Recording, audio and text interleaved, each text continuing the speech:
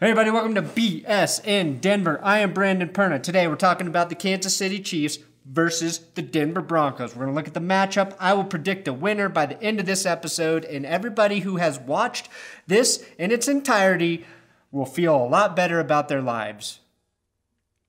That's, I promise.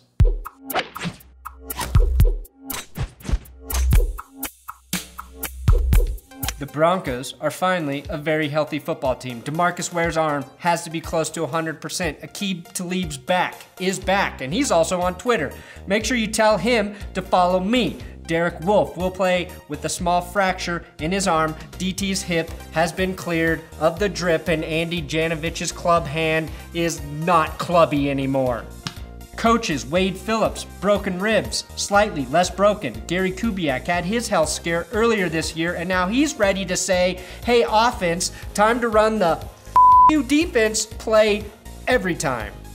I'm pretty sure that's what that signal means right there. The Broncos are in Denver, and they get a half point for home field advantage, and this week to help us award the points is Travis Kelce and his god-awful, terrible reality show, Catching Kelce.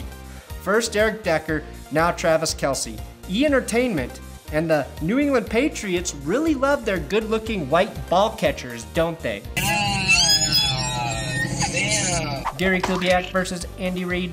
Here's the interesting thing about this matchup. Kubiak and Reid are both considered offensive-oriented coaches, and yet their offenses rank 22nd and 23rd in the NFL. Two guys living in the offensive past, averaging 22.2 points per game for Reid and 23.9 points per game for Kubiak. The Broncos are averaging 227.3 yards per game, and the Chiefs 235.9. These stats are so unimpressive, I have to call this a tie. Despite the lackluster offense, both are very good head coaches who know how to lead their teams. But a tie until one of these guys figures out how to score more points every damn week. Give it to him, Kelce. When I look at the other two girls, I see how much they care about me. I haven't seen that in your eyes. Alex Smith and ball catchers versus Broncos secondary. Mirror, mirror on the wall. Which dink and dunk QB will win it all? Alex Smith or Trevor Siemian? These two quarterbacks get a lot of comparison. The main difference right now is Smith has half of the picks with only 4 on the season, and as we know by now, is pretty damn good at picking up first downs with his feet. Jeremy Maclin did not play against the Bucs last week and has been ruled out this week with a nagging groin injury. That leaves Tyreek Hill, Chris Conley, and Albert Wilson at the wideout spots. The Kansas City receiving core is less threatening than Elton John being left alone with your wife. Tyreek Hill is their best player at the position with 36 receptions, 376 yards, and 4 touchdowns on the season. And despite what I just said, could be a matchup problem with his speed. In terms of yards on the season, the Chiefs don't have a receiver ranked in the top 50. Hill is at 51. The same level I'm ranked in comparison to other football anchors. The best threat in the passing game is Travis Kelce, who is second in the NFL behind Greg Olsen with 574 receiving yards. The Broncos may need to put Aqib Talib on Kelce as he presents the best physical matchup for the big tight end. With Talib's return, the Denver secondary is at full strength. Roby will be more effective back as the third corner. Chris Harris will shut down whoever the he wants, and Darian Stewart, currently the 10th best ranked safety in the NFL, is coming off a game where he stole the ball 3 times from the Saints. The problem is, Travis Kelce spent the entire offseason trying to screw the Broncos by trying to screw Mark Schlereth's daughter on his show. I can dance with Avery all night. Not by actually screwing her. I'd never throw a former Broncos daughter under the bus like that, but by not picking her on the season finale. Travis, you, okay? Because it's not going to work with Maya. She's going to end up screwing you over in the long run. Oops. Spoiler alert. Half point here for the no-fly zone at full strength. Chiefs running backs and O-line versus Broncos front 7. Derek Wolfe is back, and the Broncos kept the rising Saints rushing attack in check, giving up 80 yards on 21 attempts. That's a good performance, but it's a bit misleading because the Saints were only on the field for 20 minutes and 38 seconds. They were playing catch-up the entire game. so I'm not sold on the idea that this unit is ready to be consistent run stoppers. Spencer Ware is a good running back, averaging 4.9 yards per carry, which is the same as Ezekiel Elliott. He's also dangerous catching passes. He scored more receiving touchdowns this year than rushing, but is combined for 27 receiving yards over the last 2 games. So he's been sputtering. Sharkhandrick West should resume his backup role after missing last week with the concussion. Expect to see more of Billy Wynn at nose tackle as the Broncos release Darius Kilgo today. Wynn, next to Wolf, has been the most consistent against the run. DeMarcus Ware needs a big game, and I think he can have one against Eric Fisher at left tackle. Vaughn, double, triple-teamed Miller has the toughest matchup against Mitchell. Use the Schwartz at right tackle, meaning I see Derek Wolfe in his return having a big game. I also like that Brandon Marshall has had an extra week for his hamstring to rest, and at home, with the crowd noise in their favor, I give Denver's front 7 half-point advantage. Kelsey, can you give it to him? I don't want that anymore. Broncos, running backs and O-line versus the Chiefs front 7. The Broncos and Chiefs really are similar teams. Jamal Charles and CJ Anderson are both out with significant injuries.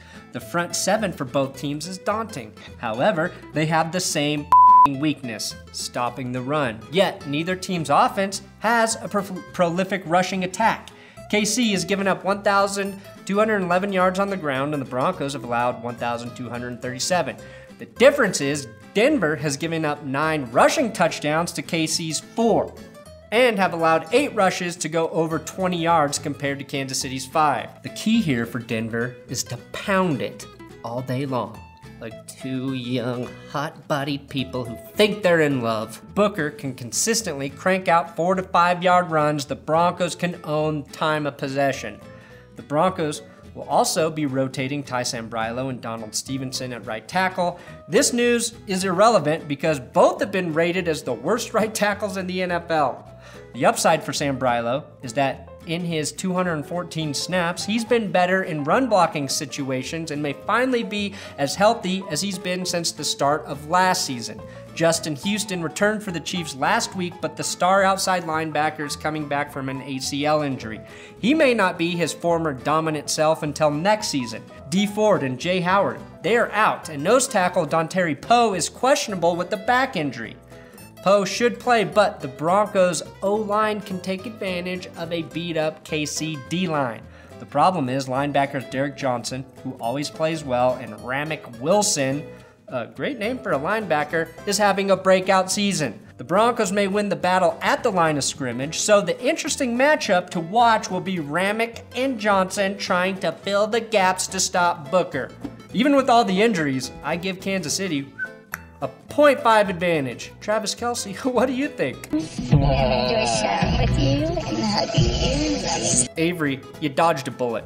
Trevor Siemian and ball catchers versus Chiefs secondary. Again, the similarities are staggering. Like the Broncos, the Chiefs have 2 talented safeties in Eric Berry and Ron Parker. Berry and Stewart are playing at almost the exact same level, even though Stewart is technically a free safety. The main difference here is Ron Parker is miles ahead of TJ Warden pass coverage, as is their 3rd safety, Daniel Sorensen. The Chiefs, next to Seattle, may have the best safety tandem in the NFL. Second-year corner Marcus Peters missed last week with a hip injury. Peters has 5 picks on the season and has been a thorn in the Broncos' side since entering the league. He's had 1 pick every time he's played the Broncos, including a 55-yard pick 6 in week 2 of last season. Let's hope the thorn in his hip keeps him out for 1 more week, but he did practice in full on Friday. If Peters is a no-go, there is a significant drop-off in terms of talent at the corner position. Steven Nelson, Kenneth Acker, and Philip Gaines are not performing at high levels. Nelson is the best of those 3, but after a big game from Demaryius Thomas, Denver could find success against these guys. The one thing the Broncos receivers and tight ends need to do besides catch the ball is start making more plays after the catch. In terms of yards after the catch, the Broncos are atrocious. DT is 42nd in the league, and Sanders is tied at 81. CJ Anderson hasn't played in weeks, and he's the 3rd best player on the team in terms of yards after catch. I think Denver can have success here if Peters doesn't play, but I still don't trust this offense, especially against a defense that's first in the NFL, averaging 2.3 takeaways per game, which is largely due to their 13 interceptions, most in the NFL. Half point here for Kansas City. Can anyone catch Kelsey? I decided to do it, and I'm happy I did. Special teams versus special teams. This is usually the part of the video that nobody gives a about. Special teams are the least cared about group in all of sports, even behind women's basketball. But this week, the Broncos cut Darius Kilgo, a nose tackle, and signed long snapper Thomas Gafford, because current long snapper Casey Kreider has a calf injury, making the Broncos the only team in the NFL this weekend who could run a punt with 2 snappers. Kreider snaps to Gafford, Gafford to Dixon, who is 40 yards behind the line of scrimmage. Dixon boots a 50-yard punt, netting a punt of 10 yards. Now, I've been vocal about the lack of a return game for the Broncos special teams unit, but outside of that, special teams have been excellent. Punt and kick coverage are very good. They blocked extra points, recovered onside kicks, recovered punts after giving up safeties. Special teams coach Joe DeCamillis doesn't get enough credit because before he arrived, the special teams units in Denver behind coach Jeff Rodgers were I'll give Denver 0.25s here. Ain't that right, Travis Kelce? I respect that 100%. 1.75 for the Broncos to 1 for the Chiefs. 0.75 of those, though, did come from special teams and home field advantage, which means technically these two teams are at a 1-1 tie. Denver is undefeated this year when they score at least 21 points. That's all they have to do to win this game because we know the defense, even if it receives little to no help from the offense, can hold teams to about 20 points week in and week out. The trick for Denver is KC does the same damn thing, only allowing 18.7 points per game, which is 0.2 points better than the Broncos. Like I said, these two teams are almost the same. It's a must-win game for both of them. It could easily go either way, but I have to believe if the Broncos are truly contenders this year, they will win this game. Broncos win 24-20 because I still believe they can go to 51. Super Bowl 51.